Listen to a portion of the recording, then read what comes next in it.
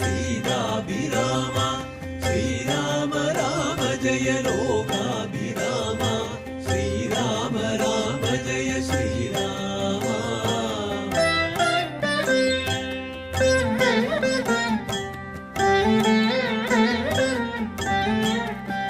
श्रीराम राम जय श्रीराम राम जय श्रीराम राम जय सीताभिराम श्रीराम राम जय लोकाभिराम श्रीराम राम जय श्रीराम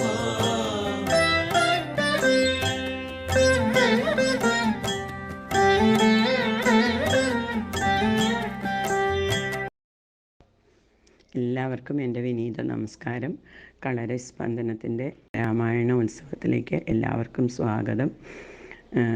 ഈ ഒരു കളരി സ്പന്ദനത്തിൽ കൂടി എത്ര ആൾക്കാർക്കാണ്, പഠിതാക്കൾക്കും എല്ലാവർക്കും ഈ രാമായണവും നാരായണീയവും ഒക്കെ പഠിക്കാനും അറിയാനും, അതുപോലെ പല പല പ്രഗത്ഭന്മാരായിട്ടുള്ള ആൾക്കാരെ കൊണ്ടുവന്ന് നമുക്ക് പ്രഭാഷണങ്ങൾ തരാനും എല്ലാം വേദിയായിട്ടുള്ള ഈ ഒരു കളരി സ്പന്ദനം വളരെ ആധ്യാത്മികമായിട്ട് വളരെ മുന്നേറിക്കൊണ്ടിരിക്കുകയാണ്.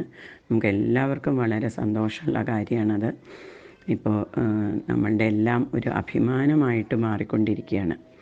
അപ്പോൾ ഈ ഒരു രാമായണ സപര്യ നമ്മൾ തുടങ്ങിയിട്ട് രാമായണ തത്വത്തിനെ പറ്റിയിട്ട് നമുക്കൊന്ന് വിചിന്തനം ചെയ്യാം എന്നുള്ളത് വളരെ നല്ലൊരു കാര്യമാണ്. കാരണം നമ്മളൊക്കെ പുരാണങ്ങളൊക്കെ പഠിക്കും. പക്ഷെ പുരാണങ്ങൾ പഠിക്കുമ്പോൾ നമ്മൾ പലപ്പോഴും എന്താ ചെയ്യണത്, അതിലത്തെ കഥയിൽ മാത്രം സ്റ്റക്കാവുകയാണ് ചെയ്യണത്, അല്ലേ? കഥ വായിക്കും, കഥകളെ പറ്റി പറയും, അതിൽ കുറേ ആഘോഷങ്ങൾ, കഥകളെ തുടർന്ന് കുറേ ആഘോഷങ്ങളും അനുഷ്ഠാനങ്ങളും ഒക്കെ ഉണ്ടാവും. പക്ഷെ എന്താണ് ഇതിൻ്റെ ശരിക്കുള്ള തത്വം എന്താണെന്നുള്ളത് നമ്മൾ ഒരിക്കലും ആലോചിക്കണേ ഇല്ല. ശ്രീരാമൻ എന്ന് പറയുന്നത് ആരാണ്? ശ്രീരാമൻ എന്ന് പറയുന്നത് സാക്ഷാൽ പരബ്രഹ്മം തന്നെയാണ്. ശ്രീരാമൻ ഒരിക്കലും ഒരു മനുഷ്യനല്ല ശരിക്ക്. പക്ഷെ മനുഷ്യനായിട്ട് ചിത്രീകരിച്ചാൽ മാത്രമേ നമുക്ക് മനസ്സിലാവുള്ളൂ. പരബ്രഹ്മമായിട്ട് ചിത്രീകരിച്ചാൽ നമുക്ക് മനസ്സിലാവില്ല. അപ്പോൾ നാരായണീയത്തിൽ മേൽപ്പത്തൂർ ഗുരുവായൂരപ്പനെ ആദ്യത്തെ ദശകത്തിൽ പരബ്രഹ്മമായിട്ട് ചിത്രീകരിച്ചു. പിന്നീട് നമുക്ക് മനസ്സിലാവില്ല എന്നുള്ളതുകൊണ്ട് എന്തുണ്ട്, രണ്ടാമത്തെ ദശകമായപ്പോഴേക്കും ആ സകല രൂപത്തിൽ നമുക്ക് കണ്ടാൽ മനസ്സിലാവുന്ന രൂപത്തിൽ, കയ്യും കാലും ഒക്കെ ഉള്ള രൂപത്തിൽ, നാമവും രൂപവും ഒക്കെ ഉള്ള ആ ഒരു ഗുരുവായൂരപ്പനെ വർണ്ണിച്ചു. അപ്പോൾ ഇതുപോലെ തന്നെയാണ് രാമായണവും. അങ്ങനെ തന്നെയാണ് നമ്മുടെ എല്ലാ പുരാണങ്ങളും ഇങ്ങനെയാണ്. ശരിക്കും എന്താണ്, ഈശ്വരൻ മനുഷ്യനെ പോലെ ആയിത്തീരലല്ല ഉദ്ദേശം, മനുഷ്യൻ ഈശ്വരനെ പോലെ ആയിത്തീരലാണ് ആവശ്യം. അതാണ് അധ്യാത്മ രാമായണം നിർവഹിക്കുന്നത്. ഈ വസ്തുത രാമായണത്തിൽ പലയിടത്തും വ്യക്തമാക്കിയിട്ടുണ്ട്. അപ്പോൾ അതുകൊണ്ട് അതിൻ്റെ ഉള്ളിലേക്ക് കടക്കുമ്പോൾ അത് നമുക്ക് വ്യക്തമാവുകയും ചെയ്യും. പിന്നെ എന്താ വെച്ചാൽ, ഈ പലതരത്തിലുള്ള കഥാപാത്രങ്ങളിൽ കൂടി ഈ ജീവനും ഈശ്വരനും തമ്മിലുള്ള ബന്ധത്തിനെ പല സ്വരൂപത്തിൽ ചിത്രീകരിച്ച് ഇത്രയും സുന്ദരമായിട്ടുള്ള ഒരു ആധ്യാത്മിക ഗ്രന്ഥം, ഇത്ര ഒരു ഭക്തി നിർഭരം, അല്ലേ, ഇത്ര രസമായിട്ടുള്ളൊരു ആധ്യാത്മിക ഗ്രന്ഥം മലയാളികൾക്ക് വേറൊന്നുണ്ടോ എന്നുള്ളത് വളരെ സംശയമാണ്. ബന്ധുവായിട്ടും സ്നേഹിതനായും ഭൃത്യനായും ഭക്തനായും ശത്രുവായും ഒക്കെ ഒരു ജീവനെ എങ്ങനെ ഈശ്വരനോട് അടുക്കാൻ കഴിയുമെന്ന് പഠിപ്പിക്കണ ആ രാമായണം. അങ്ങനെ തന്നെ ധർമ്മം തെറ്റാതെ ജീവിക്കണ ഒരാൾക്ക് ആ പ്രസ്തുത ധർമ്മനിഷ്ഠ ഒന്നുകൊണ്ട് തന്നെ ജന്മസാഫല്യത്തെ പ്രാപിക്കാമെന്നും നമുക്ക് കാണിച്ചു തരുന്നു. അപ്പോൾ ചിത്തശുദ്ധി വന്നിട്ട് ഭക്തിജ്ഞാന വൈരാഗ്യങ്ങൾ ഉണ്ടായാൽ വെറും പ്രാകൃതനായിട്ടുള്ള മനുഷ്യനും പക്ഷി മൃഗാദികൾക്കും കൂടിയും ഈശ്വരത്വം പ്രാപിക്കാമെന്നും ഈ രാമായണം നമുക്ക് കാണിച്ചു തരികയാണ് ചെയ്യണത്. ഇങ്ങനെ നാനാതരത്തിൽ അപാരങ്ങളായിട്ടുള്ള നന്മകളുടെയും ഈശ്വര മഹിമകളുടെയും ഒക്കെ അവസാനമില്ലാത്തൊരു കലവറയാണ് ഈ അധ്യാത്മരാമായണം. അതിൻ്റെ പുറമേ നിന്നുള്ള നോട്ടം നിർത്തി നമുക്കിനി അകത്തേക്ക് കടന്നു നോക്കാം. അപ്പോൾ അതാണ് വേണ്ടത്. രാമൻ എന്ന് പറഞ്ഞാൽ സാക്ഷാൽ പരമാത്മാവാണ് എന്ന് നമ്മൾ പറഞ്ഞു, അല്ലേ? ഇതാണ് നമ്മൾ മനസ്സിലാക്കേണ്ടത്. ഈ പരമാത്മ തത്വമാണ് നമ്മൾ മനസ്സിലാക്കേണ്ടത്. ഇതുപോലെ ഇവിടെ ഓരോരോ എന്താ ഇവിടുത്തെ ഓരോ കഥാപാത്രങ്ങളും ഇതുപോലെയാണ്. ഒരു തത്വമാണ്. ശരിക്ക് ദശരഥൻ എന്ന് പറഞ്ഞാൽ 10 ഇന്ദ്രിയങ്ങളുടെയും ആവാസ കേന്ദ്രമായ ഒരു മനുഷ്യ ശരീരത്തെയാണ് ദശരഥനായിട്ട് ചിത്രീകരിച്ചിരിക്കുന്നത്. ഇതേപോലെയാണ് ഓരോ കഥാപാത്രങ്ങളെയും ഇവിടെ ചിത്രീകരിച്ചിട്ടുള്ളത്. ഇപ്പോൾ സീതയും ശ്രീരാമനും കാട്ടിലേക്ക് പോയി എന്നുള്ളത് നമ്മൾ കാണും രാമായണത്തിൽ. അപ്പോൾ സീത എങ്ങനെയായിരുന്നു? എപ്പോഴും ശ്രീരാമനെ ആശ്രയിച്ചിരിക്കുന്ന ഒരാളായിരുന്നു സീത. പക്ഷേ സീത എപ്പോഴാണോ ശ്രീരാമനെ വിട്ടിട്ട് ഈ സ്വർണമയമായിട്ടുള്ള മാനിൻ്റെ പിന്നാലെ പോയത്, അപ്പം എന്താ ഉണ്ടായത്? അപ്പോൾ സീതയ്ക്ക് ശ്രീരാമൻ നഷ്ടമായി. ശരിക്കും അതിൻ്റെ അർത്ഥം എന്താണ്? നമ്മളൊക്കെ എപ്പോഴാണോ ഭഗവാനെ വിട്ടിട്ട് ലൗകികമായിട്ടുള്ള വസ്തുക്കളുടെ പിന്നാലെ, ധനത്തിൻ്റെ പിന്നാലെയും ഒക്കെ പായണത്, അപ്പം നമുക്ക് ഈശ്വരനെ നഷ്ടമാവണു എന്നുള്ളതാണ് കാണിച്ചത്, അല്ലേ? പക്ഷെ പിന്നീട് സീതയ്ക്ക് അത് അപ്പം തന്നെ ആ തെറ്റു മനസ്സിലായി. സീത വീണ്ടും പിന്നീട് ശ്രീരാമനെ തന്നെ, ആ രാവണൻ എന്ന് പറഞ്ഞാൽ ആരാണ്? ഏറ്റവും രജസിക്കായിട്ടുള്ള, അല്ലേ, ഏറ്റവും ആ രജോ ഗുണത്തിൻ്റെ ഒരു പ്രതീകമായിട്ടുള്ള ആളാണ് രാവണൻ. അപ്പോൾ അതാണ് ഈ 10 തല, 10 കൈ, എന്താ 20 കൈകൾ എന്നൊക്കെ പറയണത്. എന്താ? രജോ ഗുണം വർദ്ധിക്കും തോറും കൈകളൊക്കെ രജോ ഗുണത്തിൻ്റെ ഏറ്റവും വലിയ സിമ്പലാണ്. അപ്പോൾ ഇവിടെ രാവണൻ എന്ന് പറഞ്ഞാൽ ആ കഥാപാത്രം തന്നെ രജോ ഗുണത്തിൻ്റെ ഒരു പ്രതീകമാണ് ആയിട്ടാണ് കാണിക്കുന്നത്. പക്ഷെ അങ്ങനെയുള്ള ആ രാവണൻ്റെ അടുത്തെത്തിയപ്പോൾ സീതയ്ക്ക് മനസ്സിലായി, ഇത് തെറ്റ് മനസ്സിലായി. സീത വീണ്ടും പിന്നീട് ഭഗവാനെ തന്നെ പ്രാർത്ഥിക്കുകയാണ്, ഭഗവാനെ തന്നെ പ്രാപിക്കുകയാണ് ചെയ്യണം. ഇങ്ങനെ ഓരോ കഥാപാത്രങ്ങൾ എടുത്തു നോക്കുമ്പോഴും എന്താണ്? ഇവിടെ എല്ലാം വളരെ സിംബോളിക്കായിട്ടാണ് എല്ലാ കാര്യങ്ങളും പറഞ്ഞു തരുന്നത്. അപ്പോൾ അങ്ങനെ നമ്മൾ മനസ്സിലാക്കുമ്പോൾ മാത്രമേ നമുക്ക് ആ രാമായണ തത്വം, ശ്രീരാമൻ്റെ തത്വം എന്താണെന്ന് മനസ്സിലാക്കാൻ സാധിക്കുള്ളൂ. അതുപോലെ എത്ര മഹത്തരമായിട്ടാണ് ഓരോ കാര്യങ്ങളും, ഓരോ ശ്ലോകങ്ങളും ഇതിൽ പറഞ്ഞിട്ടുള്ളത്, അല്ലേ? കുറച്ച് നമുക്ക് ആ ശ്ലോകങ്ങളും അനുസ്മരിക്കാം. അപ്പോൾ ലക്ഷ്മണോപദേശത്തിൻ്റെ സമയത്ത് പറയുന്നുണ്ട്, ശ്രീരാമൻ പറയുന്നുണ്ട്, ദൃശ്യമായുള്ളൊരു രാജ്യദേഹാദിയും വിശ്വവും നിശേഷധാന്യധനാദിയും സത്യമെന്നാകിലേ തൽപ്രയാസം തവ യുക്തമതല്ലാകിലെന്തതിനാൽ ഫലം ഭോഗങ്ങളെല്ലാം ക്ഷണപ്രഭാചഞ്ചലം വേഗേന നഷ്ടമാം ആയുസ്സുമോർക്കനി വന്ഹി സന്തപ്തലോഹസ്താംബുബിന്ദുന സന്നിഭം മർത്യജന്മം ക്ഷണഭംഗുരം. എത്ര കുറവാണ് ഈ മർത്യജന്മം എന്ന് പറഞ്ഞാൽ. ഈ സമയം എന്താണ്? നല്ല ചൂടാക്കിയിട്ടുള്ള ഒരു ദോശക്കല്ലുമ്പിലൊക്കെ വെള്ളം വീത്തുമ്പോൾ ഷേന്നൊരു ശബ്ദം കേൾക്കില്ലേ? ആ വെള്ളം അപ്പം തന്നെ ഇവാപ്രേറ്റ് ചെയ്ത് പോകും, അല്ലേ? ഇതുപോലെയുള്ളൂ നമ്മുടെ ജീവിതം എന്ന് പറയുന്നത്, അല്ലേ? അടുത്ത ഒരു എക്സാമ്പിൾ എത്ര മനോഹരമാണ്, നോക്കി നോക്കൂ. ചക്ഷുശ്രവളകളസ്തമാം ദർദുരം ഭക്ഷണത്തിനപേക്ഷിക്കുന്നതുപോലെ നമ്മളൊക്കെ കാലാഹിന പരിഗ്രസ്തമാം ലോകവും ആലോലചേതസാ ഭോഗങ്ങൾ തേടുന്നു. ഒരു പെരുമ്പാമ്പിൻ്റെ വായിൽ അകപ്പെട്ട ഒരു തവള ക്രോങ് ക്രോങ് ക്രോന്ന് പിന്നെയും ഭക്ഷണത്തിന് അപേക്ഷിക്കുകയാണ്. ഇതേപോലെയാണ് കാലമാകുന്ന പെരുമ്പാമ്പിൻ്റെ വായിലകപ്പെട്ട ആൾക്കാരാണ് നമ്മളെല്ലാം, അല്ലേ? കാലം ഓരോ ദിവസവും കഴിയും തോറും എന്താണ്? നമ്മളെ ഈ കാലമാകുന്ന പെരുമ്പാമ്പ് ഇങ്ങനെ തിന്നുകൊണ്ടിരിക്കുക. നമ്മൾ ഓരോ പിറന്നാൾ ആഘോഷിക്കുമ്പോഴും എന്താ ചെയ്യണത്? നമ്മളുടെ ഈ കാലമാകുന്ന പെരുമ്പാമ്പിൻ്റെ വായിലേക്ക് കൂടുതൽ കൂടുതൽ ഉള്ളിലേക്ക് ആവുകയാണ് ചെയ്യണത്. അങ്ങനെയുള്ള നമ്മൾ പിന്നെയും പല പല ഭോഗങ്ങൾക്ക് വേണ്ടിയിട്ട് അവിടെ വീട് വയ്ക്കണു, ഇവിടെ വീട് വയ്ക്കണു, അത് ചെയ്യണു, ഇത് ചെയ്യണു, അല്ലേ? ഇതൊക്കെ ചെയ്യുമ്പോഴും എന്താണ്? ചെയ്യണ്ടെന്നല്ല പറയണത്, പക്ഷേ എന്തുണ്ട്? നമ്മൾക്ക് ഈ ഒരു ഓർമ്മ ഉണ്ടാവണം. നമ്മൾ കാലമാകുന്ന പെരുമ്പാമ്പിൻ്റെ ഉള്ളിലകപ്പെട്ട ഒരു തവളെ പോലെയാണ്. എന്നിട്ടും നമ്മൾ ഈ തവള ക്രോങ് ക്രോന്ന് ഭക്ഷണത്തിന് അപേക്ഷിക്കണ പോലെയുള്ളൂ നമ്മളുടെ ഈ ആഗ്രഹ പൂർത്തീകരണത്തിന് വേണ്ടിയിട്ടുള്ള ലൗകികമായിട്ടുള്ളതൊക്കെ. എന്നിട്ട് പറയാണ്, പുത്രമിത്രാർത്ഥ കളത്രാദി സംഗമം എത്രയും അല്പകാല സ്ഥിതമോർക്കനീ, അല്ലേ?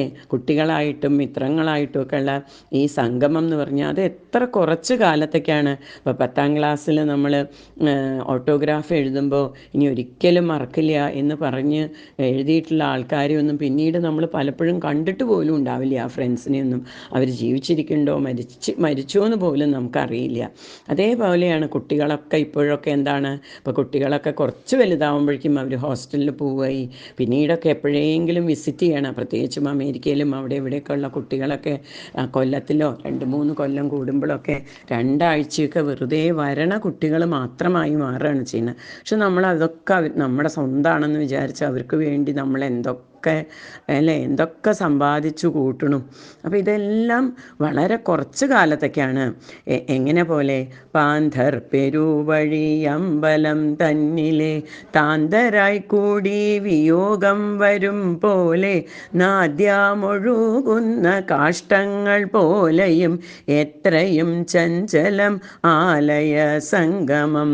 ഒരു പെരുവഴി അമ്പലം തമ്മിൽ നമ്മൾ ഏതെങ്കിലും ഒരു വഴിയമ്പലത്തിൽ, പണ്ടൊക്കെ ഒരു വഴിയമ്പലമാണ്, ഇപ്പോഴൊക്കെ നമ്മൾ ഏതെങ്കിലും ഒരു റിസോർട്ടിലോ ഒക്കെ കുറച്ച് ദിവസം ഒന്നിച്ച് താമസിക്കുമ്പോൾ നമ്മൾ അവിടെയുള്ള ആൾക്കാരൊക്കെ ആയിട്ട് നമുക്ക് ഫ്രണ്ട്ഷിപ്പ് ഉണ്ടാവും അല്ലേ.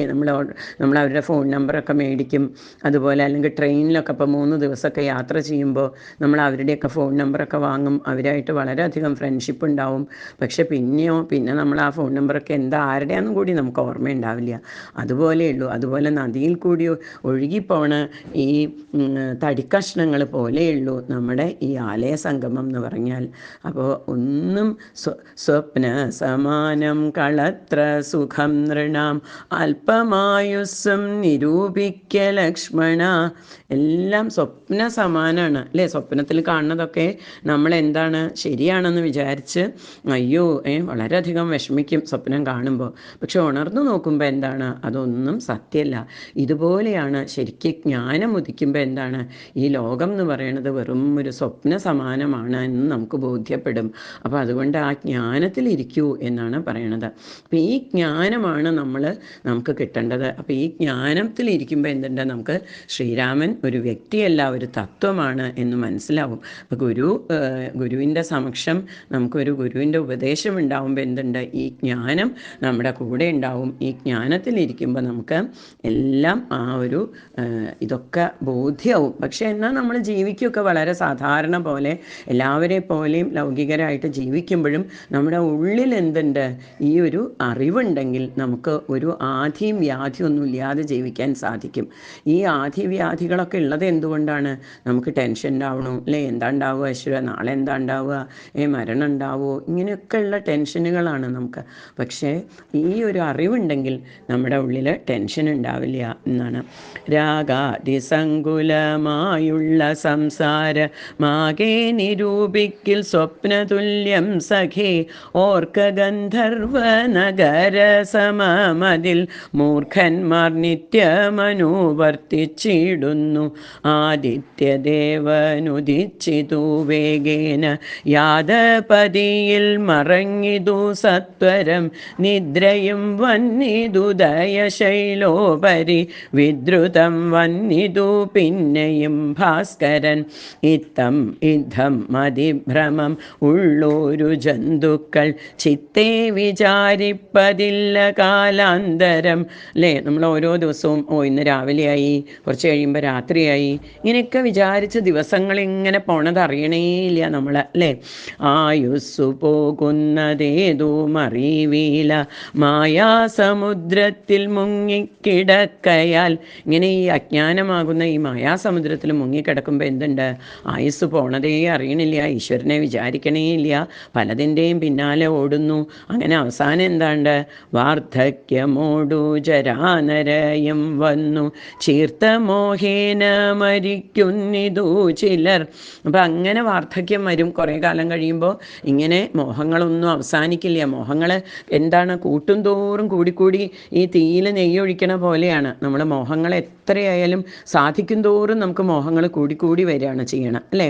ഇപ്പോൾ സിനിമയൊക്കെ കാണാൻ തുടങ്ങും തോറും നമുക്ക് സിനിമ കാണാനുള്ള മോഹം കൂടിക്കൂടി വരികയാണ്. അതുപോലെ യാത്രയൊക്കെ ചെയ്യാൻ തുടങ്ങും തോറും നമുക്ക് യാത്ര ചെയ്യാനുള്ള മോഹം കൂടിക്കൂടി വരിക ചെയ്യുക. അപ്പോൾ ഒരിക്കലും മോഹം അവസാനിക്കുകയല്ല ചെയ്യുക, മോഹം കൂടിക്കൂടി വരിക ചെയ്യുക. അപ്പോൾ എന്തുണ്ടാ, വാർദ്ധക്യമാവുമ്പോൾ നമുക്ക് വിചാരിച്ച പോലെ എവിടേക്കും പോകാൻ പറ്റില്ല, മനസ്സെത്തണോടത്ത് ശരീരം എത്തില്ല.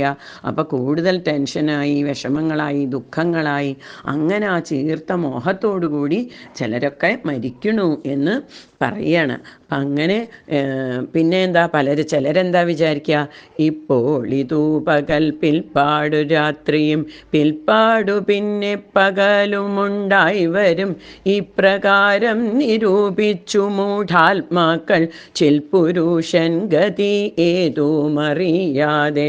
അങ്ങനെ ഈശ്വരൻ്റെ ഗതിയെ പറ്റിയിട്ട് അറിയണേയില്ല.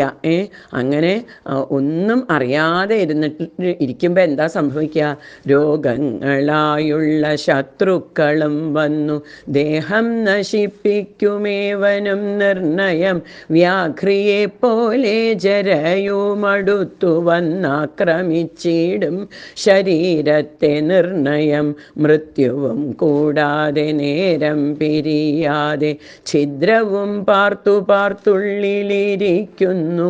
ഇങ്ങനെ ജരവരും നരവരും അല്ലേ, മരണമാണെങ്കിലോ നമ്മളെ ഓരോ നിമിഷവും പിടികൂടിക്കൊണ്ടിരിക്കുകയാണ്. അപ്പോൾ അങ്ങനെ മോഹം കലർന്നിട്ട് ജന്തുക്കളിങ്ങനെ നമ്മൾ മരണത്തിന് കീഴടങ്ങും. ഈശ്വരനെ വിചാരിക്കാൻ ആർക്കും സമയമില്ല. പിന്നെ അതിൻ്റെ ഇടയിൽ എന്താണ്, നമുക്ക് കുറേ അഭിമാനങ്ങളുണ്ട്. എന്തൊക്കെയാണ്, ബ്രാഹ്മണോഹം നരേന്ദ്രോഹം ആഢ്യോഹമെന്നാമ്രേഡിതം കലർന്നിടും ദശാന്തരെ. ഞാൻ വലിയ കുലത്തിൽ ജനിച്ച ആളാണ്, ഞാൻ ബ്രാഹ്മണനാണ്, ക്ഷത്രിയനാണ്, ഞാൻ രാജാവാണ്, ഞാൻ മന്ത്രിയാണ്, അല്ലേ, ഞാൻ ഇത്രയും വലിയ പൊസിഷനിലിരിക്കുന്ന ആളാണ്. ഇങ്ങനെയൊക്കെയുള്ള പല പല അഹങ്കാരങ്ങളും എല്ലാം കലർന്നിട്ട് എന്തുണ്ട്, എല്ലാം കഴിയുമ്പോൾ അവസാനം എന്താണ്, ആര് മരിച്ചാലും എത്ര കേമനായിട്ടുള്ള ആൾക്കാർ മരിക്കുമ്പോഴും എന്താ സംഭവിക്കുക, ജന്തുക്കൾ ഭക്ഷിച്ചു കാഷ്ടിച്ചു പോകിലാം, വെന്തു വെണ്ണീറായി ചമഞ്ഞു പോയിടിലാം, മണ്ണിനു കീഴായി കൃമികളായി പോകിലാം, നന്നല്ല ദേഹം നിമിത്തം മഹാമോഹം. അതുകൊണ്ട് ശ്രീരാമൻ പറയാണ്, ലക്ഷ്മണനോട് പറയാണ്, ഈ ദേഹം നിമിത്തമുള്ള മോഹം ഉണ്ടല്ലോ, ഞാൻ ദേഹമാണ് എന്നുള്ള ഈ മോഹം മാറ്റൂ. ഞാൻ എന്താണ്, ഞാൻ അനന്തമായിട്ടുള്ള ആത്മാവാണ്, ഞാൻ ഈശ്വരനാണ്, അല്ലേ, അഹം ബ്രഹ്മാസ്മി, തത്വമസി. എന്താണ് ശബരിമല എഴുതിയിട്ടുള്ളത്, എന്താണ്, നീ അതന്നെയാണ്, ഞാൻ തന്നെയാണ് നീ എന്നുള്ള ആ ഒരു ബോധത്തിലേക്കാണ് നമ്മൾ എത്തേണ്ടത്. അപ്പോൾ ദോഷങ്ങളൊക്കെ ദേഹാഭിമാനിനാം രോഷേണ വന്നു ഭവിക്കുന്നതോർക്കനി. ഈ എല്ലാ ദോഷങ്ങളും ഉണ്ടാവണത് എങ്ങനെയാണ്, ഈ ഞാൻ ദേഹമാണെന്ന് വിചാരിക്കണോണ്ട് മാത്രം ഉണ്ടാവണതാണ് എല്ലാ ദോഷങ്ങളും. അതുകൊണ്ട് അപ്പോൾ പറയാണ്, ഭദ്രമതേ ശൃണു മദ്വചനം രാമഭദ്രനാമം ജപിച്ചിടുക സന്തതം. ഇതിനുള്ളൊരു പോംവഴി എന്താണ്, ശ്രീരാമനാമം ജപിക്കുക. അതുമാത്രമാണ് ഇതിനുള്ളൊരു സന്തതം നാമം ജപിക്കുക. കസ്യ ദുഃഖസ്യ കോ ഹേതുർജഗത്രയേ, കസ്യ ദുഃഖസ്യ വാ കോപി ഹേതുസ്സഖേ, പൂർവജന്മാർജിത കർമ്മമത്രേ ഭുവി, സർവലോകർക്കും സുഖ ദുഃഖ കാരണം. എല്ലാവരുടെയും സുഖത്തിൻ്റെയും ദുഃഖത്തിൻ്റെയൊക്കെ കാരണം എന്താണ്, പൂർവജന്മത്തിൽ നമ്മൾ ആർജിച്ചിട്ടുള്ള വാസനയുടെ ഫലമാണ്. ആ വാസനാ ഫലം കൊണ്ടാണ് ഇപ്പം നമ്മൾ എന്തൊക്കെയാണ് നമ്മുടെ ഇഷ്ടങ്ങൾ, അനിഷ്ടങ്ങൾ, അല്ലേ, നമ്മുടെ രാഗങ്ങൾ, ദ്വേഷങ്ങൾ, ഇതൊക്കെ സംഭവിക്കുന്നത് എന്താണ്, ഈ പൂർവജന്മത്തിൻ്റെ സ്വഭാവം അനുസരിച്ചാണ് ഇപ്പം നമ്മുടെ സ്വഭാവം നിർണ്ണയിക്കുന്നത്. ദുഃഖ സുഖങ്ങൾ ദാനം ചെയ്വതിനാരും ഉൾക്കാമ്പിലോർത്തു കണ്ടാലില്ല നിർണയം. ആരെങ്കിലും ഈശ്വരൻ എവിടെയെങ്കിലും ഇരുന്ന് നമുക്ക് സുഖമോ ദുഃഖമോ ഒന്നും തരികയല്ല ചെയ്യണത്, നമ്മുടെ തന്നെ പൂർവജന്മാർജിതമായിട്ടുള്ള കർമ്മങ്ങളെ കൊണ്ട് ആണ് നമുക്ക് ഇപ്പോൾ സുഖമുണ്ടെങ്കിലും ദുഃഖമുണ്ടെങ്കിലും ഒക്കെ. കാരണം നമ്മൾ ഓരോരോ നമ്മളുടെ ഹാബിറ്റ്സാണ്, നമ്മുടെ ശീലങ്ങളാണ്. അപ്പോൾ നമ്മൾ നല്ല ശീലങ്ങളാണ്, നമ്മൾ ദൈവിക ഗുണങ്ങളാണ് നമ്മൾ ശീലിക്കണമെന്ന് വെച്ചാൽ എന്താണ് സംഭവിക്കുക, നമുക്കങ്ങനെ ദൈവികമായിട്ടുള്ള ഇഷ്ടങ്ങളുണ്ടാവും. അതായിരിക്കും ശരിക്കും നമ്മുടെ സ്വഭാവം എന്താണ്? വളരെ ഡിവൈനായിട്ടുള്ള സ്വഭാവമാവും. നേരെ മറിച്ച് നമ്മൾ ആസുരി സ്വഭാവമാണ് നമ്മൾ പിന്തുടരണമെങ്കിൽ നമുക്ക് ആസുര ജന്മമാണ് പിന്നീടുള്ള ജന്മത്തിൽ കിട്ടുക. അപ്പോൾ ഇതെല്ലാം ആരാണ് നിർണ്ണയിക്കുന്നത്? നമ്മൾ തന്നെയാണ്. നമ്മുടെ സ്വഭാവത്തിനെയും നമ്മുടെ ജീവിതത്തിനെയും എല്ലാം നമ്മുടെ കർമ്മത്തിനനുസരിച്ചിട്ടാണ്. അപ്പോൾ ഇതൊക്കെ ചിത്തമത്രേ നിരൂപിച്ചാൽ സ്വകർമ്മങ്ങൾ എത്ര വിഭാവ്യതേ തത്ര യഥാ തഥാ ദുഃഖസുഖം നിജ കർമ്മവശഗതം ഒക്കെ എന്നുൾക്കാമ്പു കൊണ്ടു നിനച്ചതിൽ. അപ്പോൾ എല്ലാം ഈ നമ്മുടെ ഉൾക്കാമ്പിൽ നമ്മുടെ മനസ്സുകൊണ്ടാണ് എല്ലാം ഉണ്ടാക്കണം. നമ്മുടെ മനസ്സാണ് സുഖം ഉണ്ടാക്കണതും ദുഃഖം ഉണ്ടാക്കണതും എല്ലാം നമ്മുടെ മനസ്സ് തന്നെയാണ്. അപ്പം അതുകൊണ്ട് ഭഗവാൻ പറയാണ്, ഭോഗത്തിനായിക്കൊണ്ട് കാമിക്കയും വേണ്ട, ഭോഗം വിധികൃതം വർജിക്കയും വേണ്ട. അപ്പോൾ നമ്മളെന്തെങ്കിലും അയ്യോ എനിക്ക് അത് കിട്ടണം ഇത് കിട്ടണം എന്നൊന്നും വിചാരിച്ച് വല്ലാതെ നമുക്ക് അതിനെപ്പറ്റി ഒരു ക്രേവിങ്ങും വേണ്ട, എന്നാൽ ഒന്നിനെ പറ്റിയിട്ട് ഒരു അവേർഷനും വേണ്ട. അത് വരണ്ട എന്നുള്ള ഒരു അവേർഷനും നമുക്ക് വേണ്ട. എല്ലാം എന്താണ് വരേണ്ടത്? എല്ലാം വരണതെല്ലാം ഈശ്വര പ്രസാദമായിട്ട് നമുക്ക് സ്വീകരിക്കാനും അങ്ങനെ എല്ലാം ഈശ്വര എനിക്ക് തരണതാണ് എന്നുള്ള ആ ഒരു ഈശ്വര പ്രസാദമാണെന്ന് വിചാരിച്ചാൽ എന്താ, നമുക്കൊന്നും ദുഃഖം ഉണ്ടാവില്ല. സുഖം വരുമ്പോഴും അതും ഈശ്വരൻ തരണത്, ദുഃഖം വരുമ്പോൾ അതും ഈശ്വരൻ തരണത്, എല്ലാം ഈശ്വരേച്ഛ നടക്കട്ടെ എന്ന് വിചാരിച്ച് അങ്ങനെ ഇഷ്ടമായുള്ളതു തന്നെ വരുമ്പോഴും ഇഷ്ടമല്ലാത്തതു തന്നെ വരുമ്പോഴും തുഷ്ടാത്മനാമരൂപുന്നു ബുധജനം ദൃഷ്ടമെല്ലാം മഹാമായേതി ഭാവനാൽ. അപ്പം അങ്ങനെ നല്ല അജ്ഞാനം അകന്നിട്ടുള്ള ആൾക്കാരെങ്ങനെയാണ്? എന്ത് വരുമ്പോഴും ഈശ്വര പ്രസാദമായിട്ട് കണ്ടിട്ട് അതാണ് ഒരു ഭക്തൻ്റെ ലക്ഷണം. അതാണ് എങ്ങനെയാണ് ഭക്തിയിലാവുമ്പോൾ നമ്മൾ എന്താണ്, എല്ലാം ഈശ്വരേച്ഛ നടക്കട്ടെ, എൻ്റെ ഇച്ഛയല്ല. കാരണം എനിക്കറിയില്ല ഏതാണ് എനിക്ക് നല്ലതെന്ന് അറിയില്ല അല്ലേ. ഇപ്പം എനിക്ക് നല്ലതാണെന്ന് തോന്നണത് ചിലപ്പോൾ കുറച്ച് കഴിഞ്ഞാൽ അതായിരിക്കും എനിക്ക് ദോഷമായിട്ട് ഭവിക്കുക അല്ലേ. അപ്പോൾ അറിയില്ല നമുക്ക് ഏതാ നല്ലതെന്നൊന്നും നമുക്കറിയില്ല. അപ്പം അതുകൊണ്ട് ഈശ്വരൻ്റെ ഇച്ഛ നടക്കട്ടെ എന്ന് പ്രാർത്ഥിക്കാം നമുക്ക്. അപ്പോൾ അതാണ് ഭക്തൻ്റെ ലക്ഷണം. അതാണ് അപ്പോൾ ഈ ഒരു ഭക്തിയിലിരിക്കുക. ഈ രാമായണം പഠിക്കുമ്പോൾ എന്താണ് എങ്ങനെയാണ് നമുക്ക് ഭക്തി വർദ്ധിപ്പിക്കാൻ സാധിക്കുക, എങ്ങനെയാണ് ശ്രീരാമൻ്റെ തത്വം മനസ്സിലാക്കാൻ സാധിക്കുക, എന്താണ് രാമായണത്തിൻ്റെ തത്വം എന്താണ് എന്ന് നമുക്ക് ഓരോ കൊല്ലവും നമ്മൾ രാമായണം പഠിക്കുമ്പോൾ കൂടുതൽ ആ തത്വത്തിൽ അധിഷ്ഠിതമായിട്ട് നമുക്ക് പഠിക്കാൻ സാധിക്കട്ടെ. ആ രാമായണ തത്വം നമ്മുടെയൊക്കെ ഉള്ളിൽ ഇറങ്ങിച്ചെന്ന് നമ്മളെ വേണ്ട വിധം നയിച്ച് നമുക്ക് ആ ഭക്തിയിൽ ആ ഭഗവാനിലേക്ക് ചേരാനുള്ള ആ ഒരു അനുഗ്രഹം കിട്ടട്ടെ എന്ന് പ്രാർത്ഥിച്ചും കൊണ്ട് ഈ ഒരു വാക്കുകൾ ഭഗവത് പാദത്തിൽ സമർപ്പിക്കണു. കായേന വാചാ മനസേന്ദ്രിയേർവാ ബുദ്ധ്യാത്മനാ വാ പ്രകൃതി സ്വഭാവാത് കരോമി യദ്യത് സകലം പരസ്മൈ നാരായണായേതി സമർപ്പയാമി. ഹരേ കൃഷ്ണ ഹരേ രാമ രാമ രാമ ഹരേ ഹരേ, ഹരേ കൃഷ്ണ കൃഷ്ണ കൃഷ്ണ ഹരേ ഹരേ.